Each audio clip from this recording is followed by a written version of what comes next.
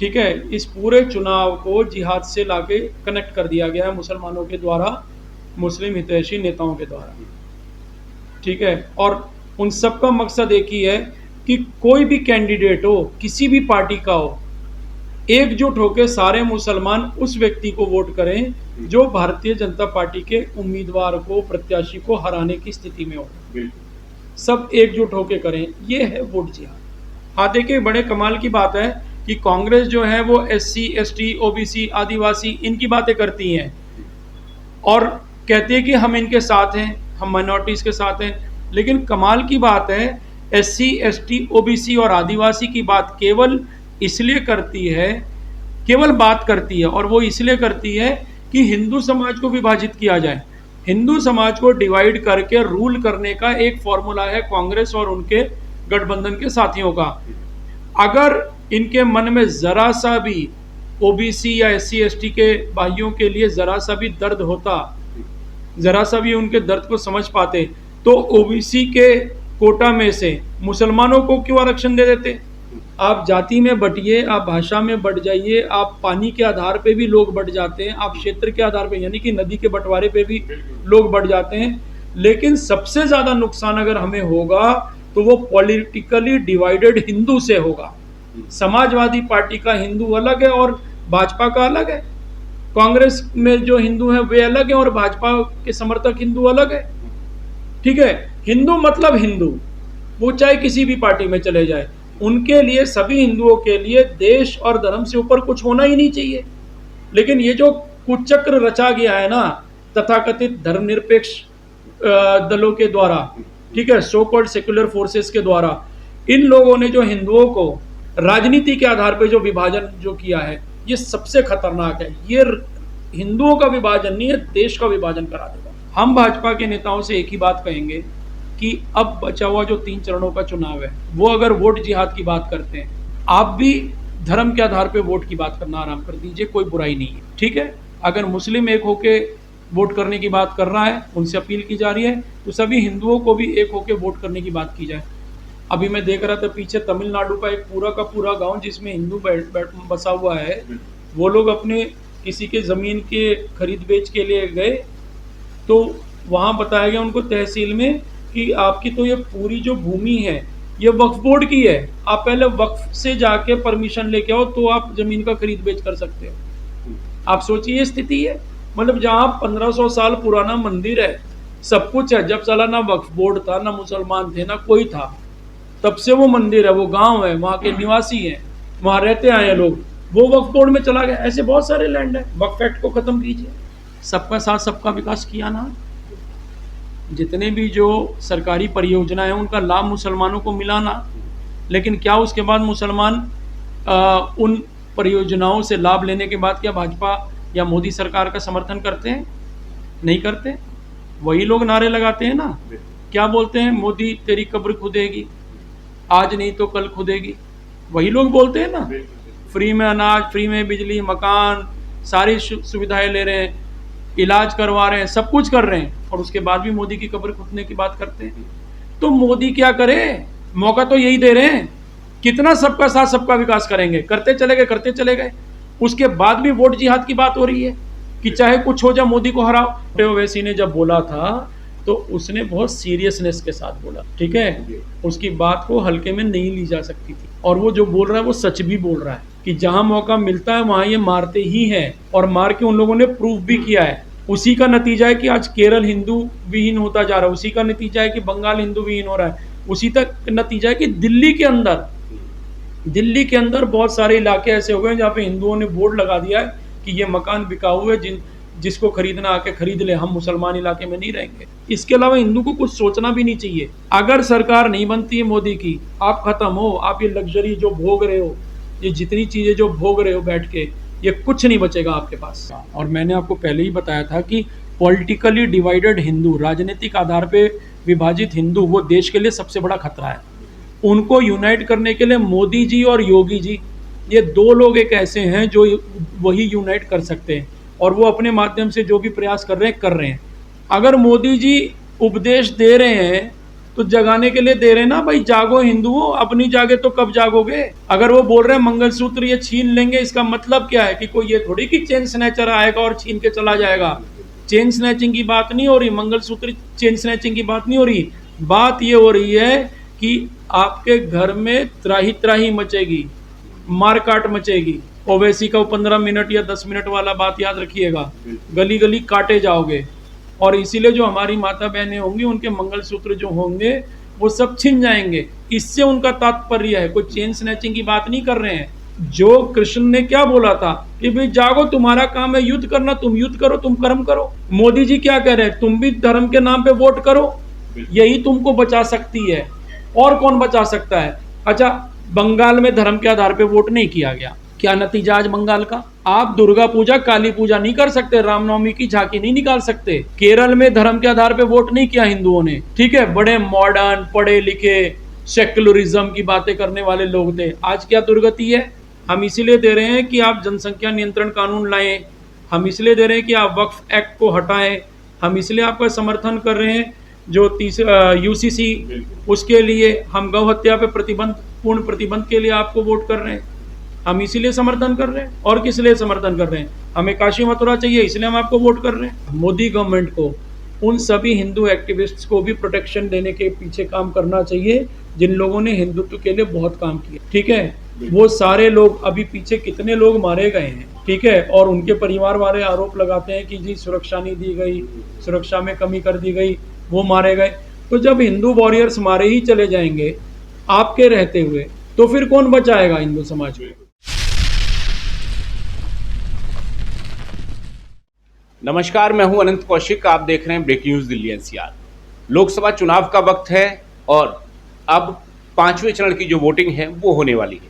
ऐसे में तमाम जो मुद्दे हैं हवा में, वो उछलते हुए न सिर्फ पक्ष की तरफ से बल्कि विपक्ष की तरफ से भी वोट जिहाद की बात सामने आई है। पुणे में ये चर्चा हुई और उसके बाद फर्रुखाबाद में भी यही आवाज़ें सुनने को मिली। समाजवादी पार्टी की नेता मारिया आलम के द्वारा वोट जिहाद की अपील की गई। पहली बार खुलेआम इस तरह से चुनाव के बीच में बड़ा मसला था और तमाम जो दल हैं, खासतौर पे एनडीए के दल, एनडीए के नेता, यहाँ तक कि पीएम मोदी ने भी इस विषय को अपनी सभाओं के जरिए खूब उछाला और तमाम जो बातें हैं इस विषय पे कही गई। हमारे साथ मौजूद हैं रॉबिन शर्मा, सोशल एक्टिविस्ट हैं, साथ में तमाम जो मुद्दे हैं उन पे अपनी पैनी नज़र रखते हैं। रॉबिन जी नमस्कार और बहुत बहुत स्वागत है आपका। धन्यवाद अनंत जी। रॉबिन जी, चूँकि आप स्वयं एक हिंदूवादी नेता भी हैं और अखिल भारतीय महंत परिषद जो है उसके भी आप जनरल सेक्रेटरी हैं ऑल ओवर इंडिया के, ऐसे में क्या लगता है, क्या आवश्यकता पड़ी इस तरह की अपीलें, खुलेआम हिंदू मुस्लिम होना, वोट जिहाद की अपील करना? पुणे में वोट जिहाद की अपील की गई, फर्रुखाबाद में की गई, किस तरफ देश जा रहा है? देखिए, ये लोग तो देश में दोबारा बंटवारा करने के लिए सारी सियासत कर रहे हैं। 47 से मन नहीं भरा है, दोबारा चाहते हैं, ठीक है, गजवाए हिंद की तरफ देश को धकेलने का प्रयास किया जा रहा है। ये तो सारे आईबी की भी रिपोर्ट्स बता रही हैं, सब चीज़ सामने है। पहले ये सारी बातें दबी जबान में कही जाती थी, पर्दे के पीछे कही जाती थी, अब खुल के बोला जा रहा है। इस चुनाव में भी आपने मारिया आलम का नाम लिया, और भी तमाम मुस्लिम नेता हैं जो ये बातें करें। पुणे में भी बोला गया है और सीधा सीधा बोला जा रहा है कि आपने वोट जिहाद करना है, ठीक है। इस पूरे चुनाव को जिहाद से लाके कनेक्ट कर दिया गया है मुसलमानों के द्वारा, मुस्लिम हितैषी नेताओं के द्वारा, ठीक है। और उन सब का मकसद एक ही है कि कोई भी कैंडिडेट हो, किसी भी पार्टी का हो, एकजुट होकर सारे मुसलमान उस व्यक्ति को वोट करें जो भारतीय जनता पार्टी के उम्मीदवार को, प्रत्याशी को हराने की स्थिति में हो। सब एकजुट होकर करें, ये है वोट जिहाद। ऐसे में लगता क्या है, इस तरह की जो अपीलें हैं वो पहले भी हमने पूर्व के चुनावों में देखा, खुलेआम ये तकरीरों में नहीं आया करती थी, मस्जिदों में अंदर तकरीरें हुआ करती थी। वहाँ पे चुनाव के दरमियान जो युवा हैं, जो बाकी अन्य समुदाय के लोग हैं, खासतौर पे अल्पसंख्यक समुदाय के, मुस्लिम समुदाय के, उनको मौलवी लोग समझा दिया करते थे, लेकिन बातें बाहर नहीं आती थी। अब खुलेआम ये सब चीज़ें होने लगी हैं और काउंटर में पीएम मोदी भी अपनी सभाओं के जरिए खुलेआम इन विषयों को उछाल रहे हैं। तो ऐसे में क्या लगता है, प्रधानमंत्री जैसे पद के लिए जो व्यक्ति लगातार 10 साल से प्रधानमंत्री है, क्या उनको ये सब सूट करता है, उनको ये सब शोभा देता है? प्रधानमंत्री इस विषय पे क्यों ना बोले, जब उनको दिख रहा है कि देश को ये लोग बंटवारे की स्थिति पे लाके खड़ा कर रहे हैं। देश के अंदर में विशेष रूप से हिंदुओं को दबाने की एक राजनीति की जा रही है। हर तरह से मुस्लिम तुष्टीकरण की राजनीति जो है वो देश के हिंदू भाइयों के ऊपर में हावी होने का एक जो प्रयास किया जा रहा है मुस्लिम तुष्टीकरण के माध्यम से, इस पे प्रधानमंत्री क्यों ना बोलें? उनका बोलने का अधिकार बनता है, इसीलिए वो बोल भी रहे हैं। मुस्लिम आरक्षण का विषय बार बार उछाला जा रहा है कि मुस्लिमों को आरक्षण जो है कर्नाटक में, आंध्रा में दे दिया गया और जो हिंदू थे उनका हक छीन के दिया गया। हाँ, देखिए बड़े कमाल की बात है कि कांग्रेस जो है वो SC, ST, OBC, आदिवासी इनकी बातें करती हैं और कहती है कि हम इनके साथ हैं, हम माइनॉरिटीज़ के साथ हैं। लेकिन कमाल की बात है SC, ST, OBC और आदिवासी की बात केवल इसलिए करती है, केवल बात करती है, और वो इसलिए करती है कि हिंदू समाज को विभाजित किया जाए। हिंदू समाज को डिवाइड करके रूल करने का एक फॉर्मूला है कांग्रेस और उनके गठबंधन के साथियों का। अगर इनके मन में जरा सा भी OBC या SC, ST के भाइयों के लिए जरा सा भी दर्द होता, जरा सा भी उनके दर्द को समझ पाते, तो OBC के कोटा में से मुसलमानों को क्यों आरक्षण दे देते? धर्म के आधार पे तो आरक्षण वैसे भी बाबा साहब भीमराव अंबेडकर ने भी इसको अप्रूव नहीं किया था, उन्होंने भी जातिगत आधार पे आरक्षण की वकालत की थी। गठबंधन के जो नेता हैं इंडिया गठबंधन के, मसलन RJD की अगर हम बात करें, लालू प्रसाद यादव, वो सामने से कहते हुए पाए गए। उन्होंने कहा, चैनल्स को कहा, टीवी चैनल्स को, कि अगर आरक्षण दिया जाता है इसमें गलत क्या है, आरक्षण देना चाहिए और उनको सबसे पहले मिलना चाहिए। हाँ, तो वोट बैंक के लिए कह रहे हैं ना। सबको पता है लालू यादव की जो पार्टी है राष्ट्रीय जनता दल, उसका आधार क्या है? MY कॉम्बिनेशन पे वो चुनाव लड़ते हैं, मुस्लिम एंड यादव कॉम्बिनेशन पे। ठीक है, मुसलमानों को अपीस करने के लिए वो कुछ भी कर जाएंगे, क्योंकि उनको पता है कि मुसलमानों का बहुत बड़ा धड़ा जो है वो जदयू के पक्ष में है। कई सीटों पे लोक जनशक्ति पार्टी को भी मुस्लिम्स अपना समर्थन दे रहे हैं। ठीक है, बेशक भाजपा को ना दे रहे हो, लेकिन बहुत सारे मुसलमान अब खुल के भाजपा के पक्ष में भी बोल रहे हैं। तो मुसलमानों के वोट को पोलराइज करने के लिए लालू प्रसाद यादव इस बात को कह रहे हैं, और केवल लालू यादव नहीं कह रहे हैं, सभी लोग कह रहे हैं। अखिलेश यादव बोल रहे हैं। अखिलेश यादव की तो पार्टी की नेता है मारिया आलम, समाजवादी पार्टी की वाइस प्रेसिडेंट है फरुखाबाद से। मारिया आलम ने जब ये कहा तो अखिलेश यादव ने तो खंडन तक नहीं किया। अखिलेश यादव ने खंडन नहीं किया, सोनिया गांधी ने खंडन नहीं किया, राहुल गांधी ने नहीं किया, TMC की ममता बनर्जी ने नहीं किया, उधर चले जी आप तमिलनाडु में DMK वालों ने नहीं किया। कौन कर रहा है? सब समर्थन कर। उद्धव ठाकरे जो शिवसेना, जिनके पिताजी बाला साहेब ठाकरे हमेशा हिंदुत्व के लिए लड़ते रहे, ठीक है, उनके पुत्र हैं उद्धव ठाकरे, उन्होंने इस बात का खंडन नहीं किया। लगता क्या है कि जो मुस्लिमों को आरक्षण की बात हो या फिर वोट जिहाद की बात हो, ये सब केवल इसलिए ना हो पा रहा है कि जो हिंदू समुदाय है वो शायद एकत्रित नहीं है, जातियों में बटा हुआ है, और तमाम हमारे अन्य प्रदेशों में ऐसे दल हैं जो केवल एक एक जाति के दल हैं। मसलन बहुजन समाज पार्टी की बात करें, समाजवादी पार्टी की बात करें या फिर RJD की बात करें, तो कहीं ना कहीं हिंदू समाज का जो बंटना है वो कहीं ना कहीं इनके काम आता है, ताकि मुस्लिम इकट्ठे हों और कुछ हिंदू समाज का हिस्सा मिल जाए और हम अपने जो इलेक्शन है वो निकाल लें। बिल्कुल सही बात है। और देखिए यही हमारा एक दुर्भाग्य है। मैं आपको एक बात बताता हूँ, और हर सनातनी, हर हिंदू इसके ऊपर विचार करें। हम लोग जाति के आधार पे बटे, बहुत ज़्यादा फर्क नहीं पड़ा, ठीक है, हालांकि बटना नहीं चाहिए, हमें एक होना चाहिए। हम भाषा के आधार पे भी बांटे गए कांग्रेस की नीतियों के द्वारा, लेकिन फिर भी हम राम के नाम पे एक हो जाते हैं। हम क्षेत्र के आधार पे कांग्रेस की नीतियों के द्वारा ही बांटे गए इसी देश के अंदर, फिर भी हम राम के नाम पे, सनातन के नाम पे, गंगा के नाम पे, गौ के नाम पे, किसी भी एक धार्मिक प्रतीक के नाम पे हम लोग एक हो जाते हैं। ठीक है, यानी कि भाषा, जाति, क्षेत्र, सबकी दीवार तोड़ के हम सनातनी अपने आप को मान लेते हैं। लेकिन आप देखिए, जब से नरेंद्र मोदी की जो 2014 में जो गवर्नमेंट आई है, या आप ऐसे मान के चले कि 2001-2 में जो गुजरात में जो गोधरा में राम भक्त जो जलाए गए, और उसके बाद से एक हिंदुत्व का एक जो वहाँ पर एक बयार बही और हिंदू सारे एक होने लगे, और फिर 14 के बाद जिस प्रकार से हिंदुओं ने एकजुट होकर वोटिंग करना शुरू किया है, ये सारी बातें इस बात की सूचक है कि हिंदू जो पॉलिटिकली डिवाइड था वो यूनाइट होने लगा है। ठीक है, आप जाति में बंटिए, आप भाषा में बंट जाइए, आप पानी के आधार पे भी लोग बंट जाते हैं, आप क्षेत्र के आधार पे यानी कि नदी के बंटवारे पे भी लोग बंट जाते हैं। लेकिन सबसे ज्यादा नुकसान अगर हमें होगा तो वो पॉलिटिकली डिवाइडेड हिंदू से होगा। समाजवादी पार्टी का हिंदू अलग है और भाजपा का अलग है। कांग्रेस में जो हिंदू हैं वे अलग है और भाजपा के समर्थक हिंदू अलग है। ठीक है, हिंदू मतलब हिंदू, वो चाहे किसी भी पार्टी में चले जाए, उनके लिए, सभी हिंदुओं के लिए देश और धर्म से ऊपर कुछ होना ही नहीं चाहिए। लेकिन ये जो कुचक्र रचा गया है ना तथाकथित धर्मनिरपेक्ष दलों के द्वारा, ठीक है, सो कॉल्ड सेक्युलर फोर्सेस के द्वारा, इन लोगों ने जो हिंदुओं को राजनीति के आधार पर जो विभाजन जो किया है, ये सबसे खतरनाक है। ये हिंदुओं का विभाजन नहीं है, देश का विभाजन करा देगा। मुस्लिमों को जो आरक्षण दिया गया, चाहे कर्नाटक की बात हो या फिर तेलंगाना की बात हो या आंध्रा की बात हो, और उसके बाद में अब जिस तरह की तकरीरें वोट जिहाद की सामने आई हैं और प्रधानमंत्री नरेंद्र मोदी ने खासतौर पे से हाथों हाथ लपका और इसी पिच पर बैटिंग शुरू कर दी, तो इससे क्या लगता है भारतीय जनता पार्टी को इससे लाभ होगा? हिंदू जो है वो यूनाइटेड होगा, भारतीय जनता पार्टी के पक्ष में मतदान करेगा, या फिर कहीं ना कहीं वो देख रहे हैं कि जो विपक्ष है वो कहीं नुकसान न कर जाए, इन मुद्दों को जो है वो छाला जा रहा है? नहीं, देखिए, प्रधानमंत्री नरेंद्र मोदी जी तो अब बहुत खुल के मुखर होके बोल रहे हैं। पहले 2 चरणों का जो चुनाव हुआ था उस समय ये बातें नहीं आई थी, लेकिन उसके बाद में ये सारे मंच पर जाके उन्होंने बोलना शुरू कर दिया।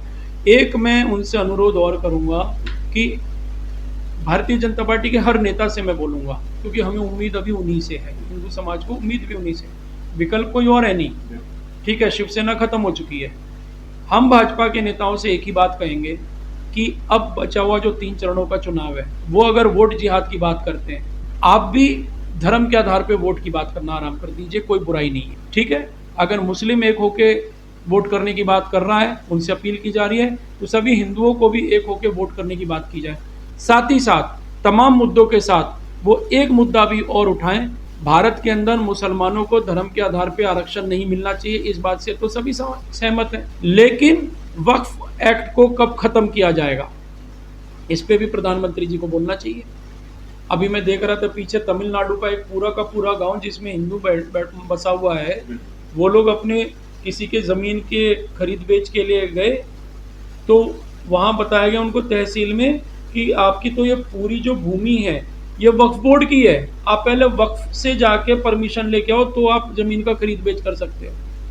आप सोचिए ये स्थिति है, मतलब जहाँ 1500 साल पुराना मंदिर है, सब कुछ है, जब साला ना वक्फ बोर्ड था, ना मुसलमान थे, ना कोई था, तब से वो मंदिर है, वो गांव है, वहाँ के निवासी हैं, वहाँ रहते आए हैं लोग, वो वक्फ बोर्ड में चला गया। ऐसे बहुत सारे लैंड है, वक्फ एक्ट को खत्म कीजिए। 2014 के चुनाव की मैं बात करूं, 2019 के हम चुनाव की बात करें, सबका साथ, सबका विकास, सबका विश्वास, ये नारे चला करते थे, और आज खुलेआम जो हिंदू मुस्लिम है वो होने लगा है। ऐसे में क्या लगता है अब देश जो है किस दिशा में जाएगा, खासतौर पे इस चुनाव के बाद? और साथ में जो भारतीय जनता पार्टी की जो राजनीति है, क्या उसमें अब धर्म को ज़्यादा स्थान मिलेगा और एकदम खुले में ये सारी चीज़ें सामने आएंगी कि अगर आप मुस्लिम के हित की बात करेंगे तो हम हिंदू हित की बात करेंगे? देखिए, सीधी सी बात है, आपने स्वयं बोला 14 और 19 में सबका साथ सबका विकास, इस तरह की बातें की गई। सबका साथ सबका विकास किया ना, जितने भी जो सरकारी परियोजना है उनका लाभ मुसलमानों को मिला ना, लेकिन क्या उसके बाद मुसलमान उन परियोजनाओं से लाभ लेने के बाद क्या भाजपा या मोदी सरकार का समर्थन करते हैं? नहीं करते। वही लोग नारे लगाते हैं ना, क्या बोलते हैं, मोदी तेरी कब्र खुदेगी, आज नहीं तो कल खुदेगी, वही लोग बोलते हैं ना। फ्री में अनाज, फ्री में बिजली, मकान, सारी सुविधाएं ले रहे हैं, इलाज करवा रहे हैं, सब कुछ कर रहे हैं, और उसके बाद भी मोदी की कब्र खुदने की बात करते हैं। तो मोदी क्या करे, मौका तो यही दे रहे हैं, कितना सबका साथ सबका विकास करेंगे, करते चले गए करते चले गए। उसके बाद भी वोट जिहाद की बात हो रही है कि चाहे कुछ हो जाए मोदी को हराओ। अरे कांग्रेस ने तो इनको रहने के लिए क्या, पीने को पानी तक नहीं दिया था किसी को। बताइए ना, किस इलाके में, किस मोहल्ले में पीने का पानी की सप्लाई हुआ करती थी? कांग्रेस क्या कहती थी, नहीं नहीं ज़्यादा मत चिल्लाओ, आरएसएस वाले आ जाएंगे, डरा के रखते थे ना मुसलमानों को। मोदी ने क्या किया, मोदी ने आके उन लोगों को एम्पावर किया। ये मोदी के एम्पावरमेंट का नतीजा है जो आज ये वोट जिहाद की भी बात हो रही है। अकबरुद्दीन ओवैसी जो असदुद्दीन के छोटे भाई हैं, उनके एक बयान है पुरानी 15 मिनट वाले, 15 मिनट के लिए पुलिस हटा लें, नवनीत राणा ने 15 सेकंड की बात कही, एकदम खुलासा चैलेंज था। किस तरह से देखते हैं, कैसे और ज़्यादा ध्रुवीकरण तेज होगा? तो सब ये पॉलिटिशियंस हैं, ये कुछ भी बोल देंगे, 15 सेकेंड, 15 मिनट, 15 दिन, 15 साल, कुछ भी बोल दें। इसका इम्पैक्ट पब्लिक पे क्या होता है? नवनीत राणा आई, भाषण दे के चली गई। उसके बाद के जो वीडियोस आप देखिए, जिस प्रकार से जो वहाँ पे भारतीय जनता पार्टी की जो कैंडिडेट है कविता माधवी लता जी को जिस प्रकार से सड़क पे खड़े करके एआईएमएम के लोगों ने गालियां बकी हैं, आप वो देखिए। माधवी लता को बहुत भद्दी भद्दी गालियां बकी गई, उसके बाद तो कोई नहीं बोला। नवनीत राणा जी तो 15 सेकंड का बयान देकर चली गई। भुगतना किसको पड़ा? एंड में तो माधवी लता और उनके समर्थक भुगत रहे हैं। तमाम वीडियोज आ रहे हैं जहाँ पे जो इनकी कॉन्स्टिट्यूंसी थी ओवैसी की या माधवी लता की, वहाँ पे एआईएमएम के लोगों ने जाके बूथ कैप्चरिंग कर ली है। वो सब सोशल मीडिया पे है। तो ठीक है, चुनाव के समय में आप 15 सेकंड के लिए पुलिस हटा लो, कोई बोले 15 मिनट के लिए हटा लो।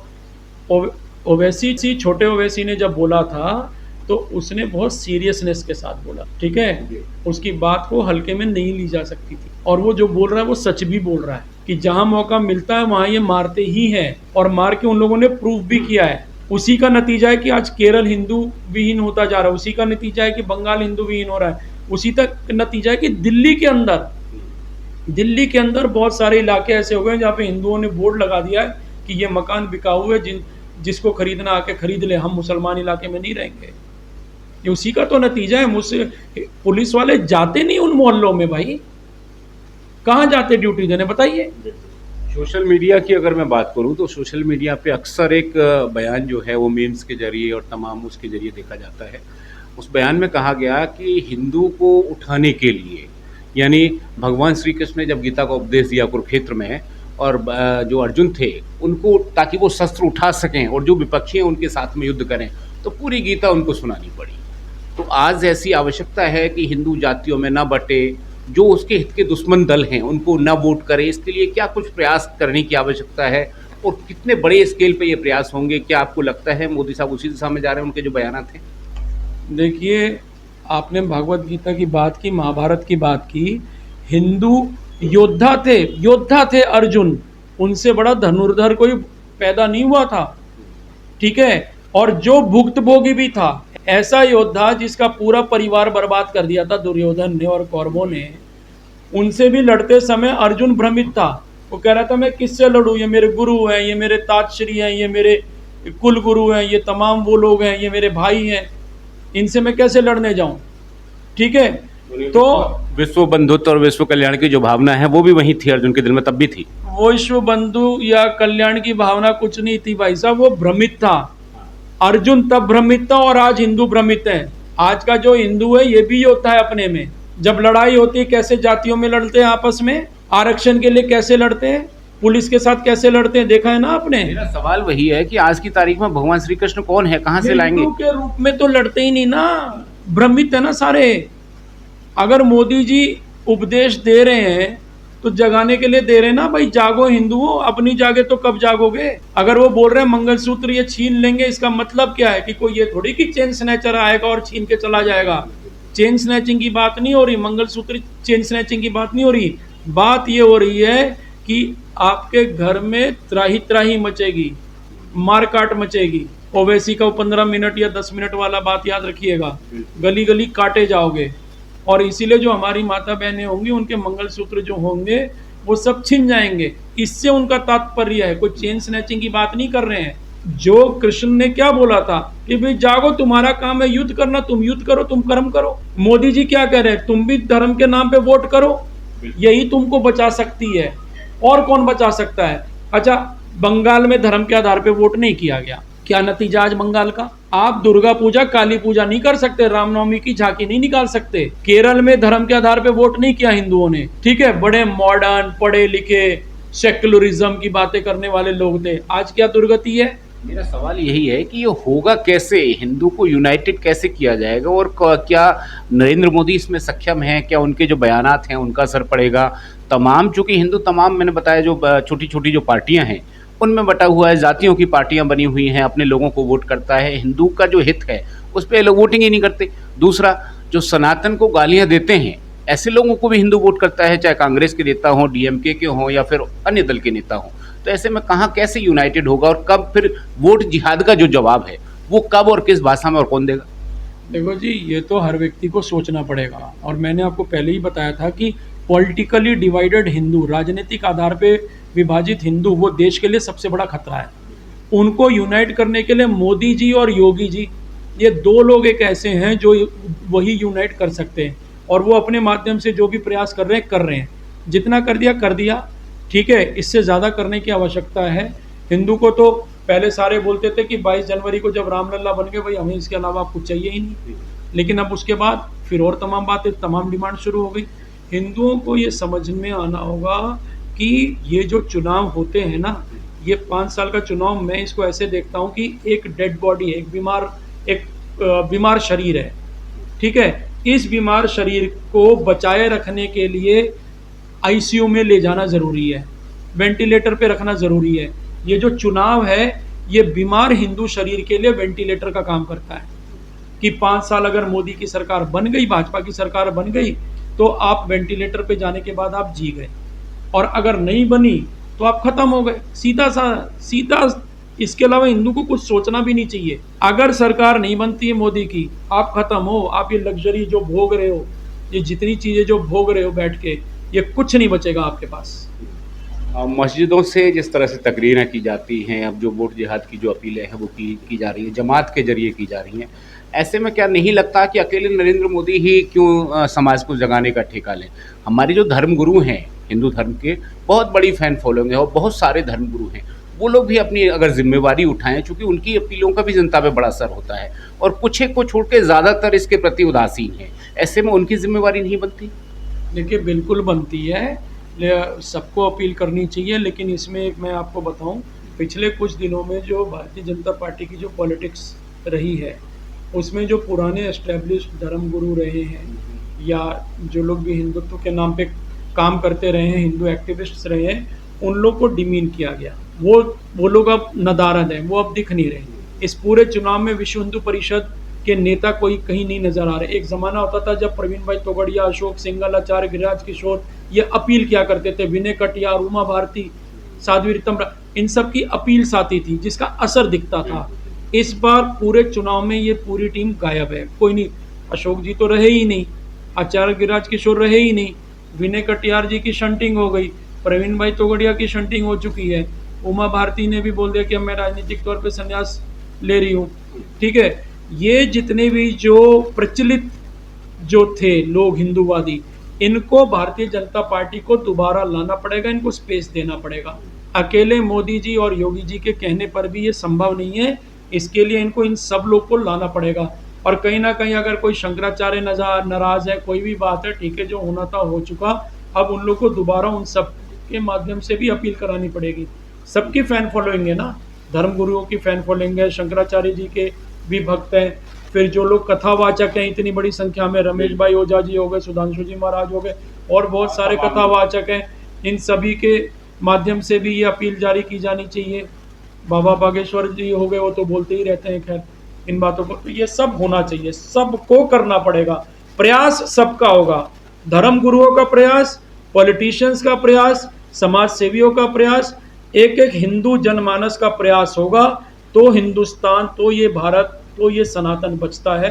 अदरवाइज कोई एक व्यक्ति सोचे कि मेरे को करने की क्या जरूरत है, वो कर लेंगे, ठीक है, तो फिर हम विफल हो जाएंगे।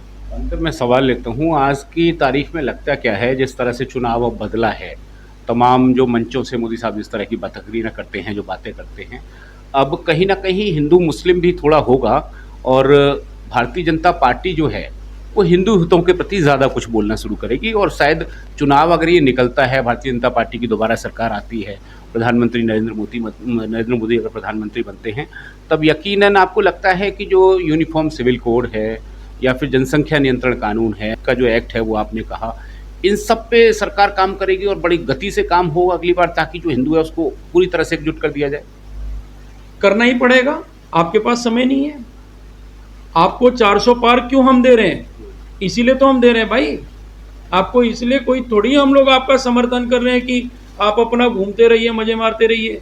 हम इसीलिए दे रहे हैं कि आप जनसंख्या नियंत्रण कानून लाएं, हम इसलिए दे रहे हैं कि आप वक्फ एक्ट को हटाएं, हम इसलिए आपका समर्थन कर रहे हैं जो यूसीसी, उसके लिए हम गौ हत्या पे पूर्ण प्रतिबंध के लिए आपको वोट कर रहे हैं।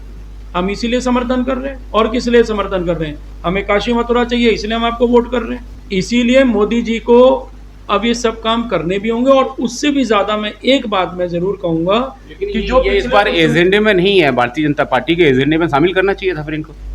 एजेंडा में हो या ना हो, अंडरस्टूड है। कुछ चीजें समझी भी जाती हैं, हर चीज लिखित में जरूरी नहीं है, वो सरकार बनने के बाद सब हो जाता है। और ये एजेंडा में, ये पब्लिक के एजेंडा में तो है ना भाई, पॉलिटिशियन के एजेंडा में नहीं है, पब्लिक का एजेंडा है ये। मैं तो पब्लिक का एजेंडा बोल रहा हूँ कि हम तो इसीलिए आपके लिए वोट चाह रहे हैं कि जी ये सब चीज़ आप करके दिखाओ हमें, इसीलिए 400 पार। ऐसे नहीं कि आपने कह दिया और हम आपको 400 पार कर देंगे, कंडीशन अप्लाई है। एक और बात मैं आपको कहूँ, इन सारी बातों के साथ साथ मोदी गवर्नमेंट को उन सभी हिंदू एक्टिविस्ट्स को भी प्रोटेक्शन देने के पीछे काम करना चाहिए जिन लोगों ने हिंदुत्व के लिए बहुत काम किया। ठीक है, वो सारे लोग, अभी पीछे कितने लोग मारे गए हैं, ठीक है, और उनके परिवार वाले आरोप लगाते हैं कि जी सुरक्षा नहीं दी गई, सुरक्षा में कमी कर दी गई, वो मारे गए। तो जब हिंदू वॉरियर्स मारे ही चले जाएंगे आपके रहते हुए, तो फिर कौन बचाएगा हिंदू समाज को? अरविंद केजरीवाल ने लखनऊ में आरोप लगाया कि मोदी साहब इस बार जो है अमित शाह के लिए वोट मांग रहे हैं, उनको प्रधानमंत्री बनाया जाएगा। चूंकि अगले साल ये 75 के हो जाएंगे, तब ये रिटायरमेंट लेंगे और अमित शाह को प्रधानमंत्री बना देंगे। इधर योगी साहब को जो है 2 चुनाव जीतने के बाद 2 महीने के अंदर हटा दिया जाएगा। तो ये कहीं ना कहीं ध्रुवीकरण पार्टी के अंदर शायद करना चाह रहे हो इस तरह के बयान के जरिए। अरविंद केजरीवाल अभी जेल से आए हैं। जेल में जब आप कोई जाता है ना, तो जेल के अंदर जो तमाम कैदी हैं, बड़े गुणी लोग हैं, अंदर में बहुत तरह तरह के गुणी लोग हैं, बहुत सारी बातें बोलते हैं। केजरीवाल का तमाम क्रिमिनल्स के साथ मुलाकात होगी, उन लोगों ने ये चंडू खाने की खबरें दी होंगी, इसीलिए केजरीवाल उन लोगों से इतने प्रभावित हैं अपने क्रिमिनल मित्रों से कि वो बाहर आके ऐसी बातें कह रहे हैं। ठीक है, इस बात के अंदर में कोई सच्चाई हम लोग को तो दिखती नहीं है। और मोदी साहब हो या कोई भी हो, संघ परिवार 75 का जो वो है अपना एक मोरल, वो तो मोदी साहब ही लेके आए। वो मोदी साहब का विवेक है।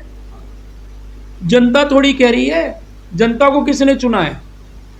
जनता किसको चुन रही है? मोदी जी को चुन रही है। जनता बोल रही है कि आप 75 के बाद रिटायर कर जाओ। हम मोदी जी को वोट कर रहे हैं प्रधानमंत्री बनाने के लिए अगले 5 साल के लिए, ठीक है, और उसके बाद भी चुनाव आएगा और मोदी जी अगर इसी प्रकार से कैंपेन करने की स्थिति में रहे, भगवान करे उनको वो इसी स्थिति में रहे हमेशा, तो हम उनको अगले 5 साल के लिए फिर चुन लेंगे। जनता 5 साल के लिए चुन रही है। जनता ने 75 का कोई फॉर्मूला नहीं अपनाया, मोदी जी ने अपनाया होगा अपनी पार्टी के नेताओं के लिए। भाई हम नहीं अपना रहे। हमारे लिए अमित शाह जी भी उतने ही आदरणीय हैं, योगी जी भी उतने आदरणीय जितने मोदी जी। बहुत बहुत धन्यवाद। धन्यवाद। भाई रॉबिन शर्मा बताते हुए कि जिस तरह के हालात हैं उसमें ये आवश्यकता भी है कि कहीं ना कहीं जो हिंदू है उसको भी संगठित होना पड़ेगा और तमाम जो जातियाँ रही हैं उन सबको पीछे छोड़ते हुए अपने मुस्तकबिल के लिए, अपने भविष्य के लिए और अपने जो बच्चे हैं उनके सुनहरे भविष्य को देखते हुए केवल एक पक्ष में वोट करना पड़ेगा।